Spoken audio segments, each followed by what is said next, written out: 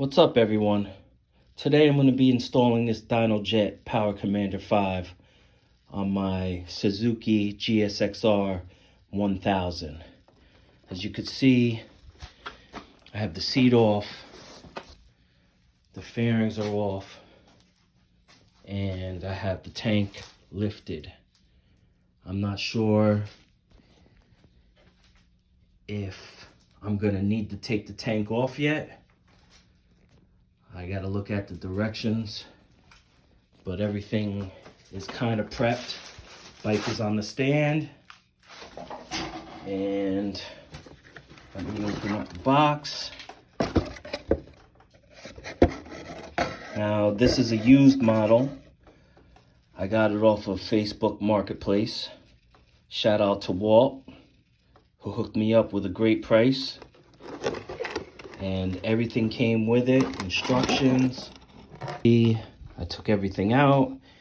The wire is still in the bag. I mean, it looks pretty much brand new. Even got the stickers in here. The instructions are in here, and even got a bunch of stickers.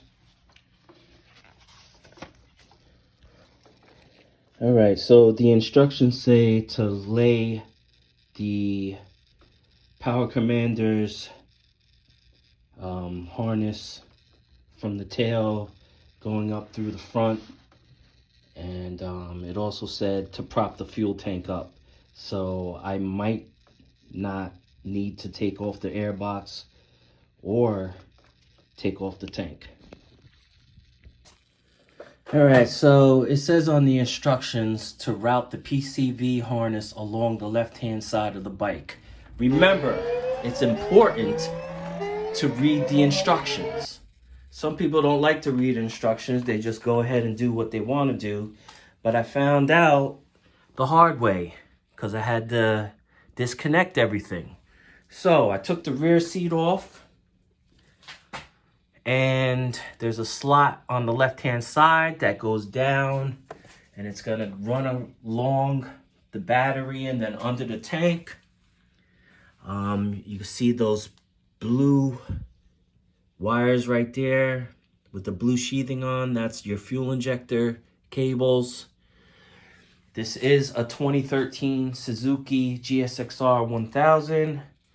I also have speakers that I hooked up in this and an amplifier, so that'll sit on the right side. You can see right there. They're hooked up right there. And I also have a light kit. So I got a bunch of wires running through this thing.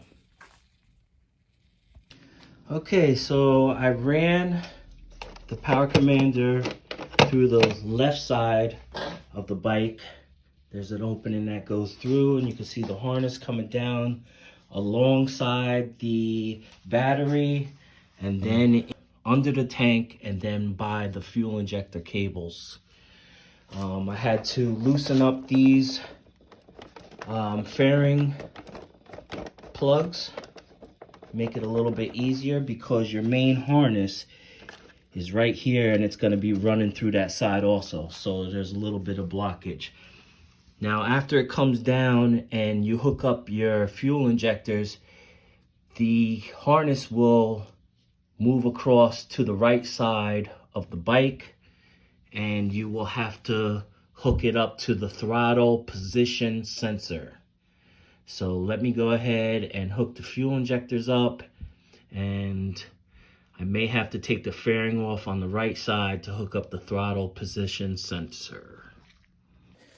So, quick note, as I said before, read the instructions. So before I started hooking this up, the instructions said, do not connect to the injectors above the fuel line. So I guess down here, there's injector cables that run down this way. So I'm not sure how I'm going to be able to get to them without taking off the tank. But anyway, I'm going to see if I could spot them out and I'll get back to ya. The bottom fuel injector is right here, and you have to get in between that frame and use a screwdriver to pull the plug. Okay, so all the plugs are connected.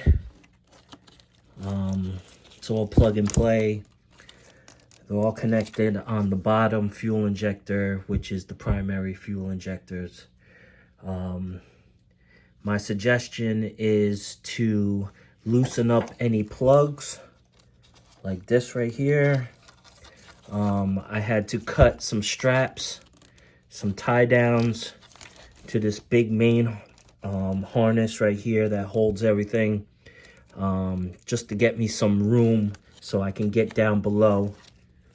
Now I'm going to work on the throttle position sensor, the TPS, and for that I have to remove the right side body fairing. I started to do the top. Thing is, now I gotta take this one out, and my frame slider, which is connected to the engine bolt, so I got to get a ratchet for that. Okay, so I got the fairing partially off. All I need is this space to get in there to remove that bracket. 3 bolts, 1, 2, and 3 to remove it, to get to the TPS.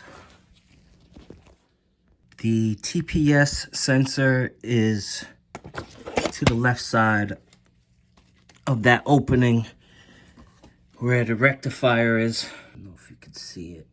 There it is, right there. So it's to the left side once you take the rectifier bracket off. And it's that gray plug right there. And it's pretty tight to get your fingers through there. So you need to have some light, and you need to have a screwdriver to help you back that plug out.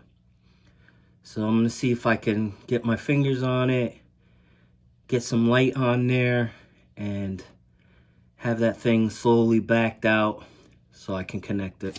So I got the plug undone, it's right there. So now I just need to hook that up to the power commander and then put the power commander on the other piece of the TPS. So I got the TPS sensor in there connected finally. It took some time. It's a tight space.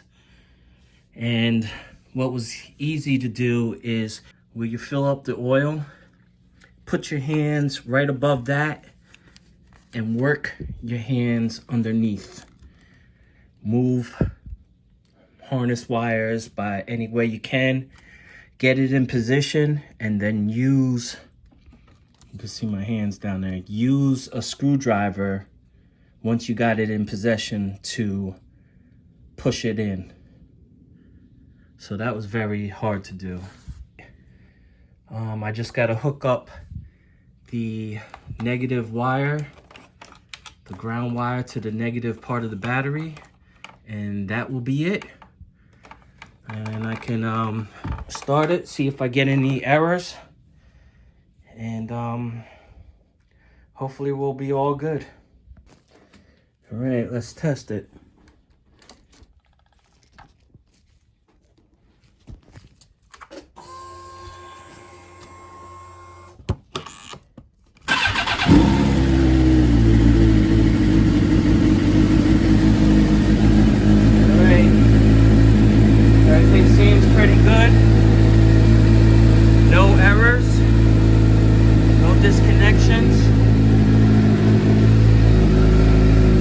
What this thing is meant to, so I'm gonna have to put it on the computer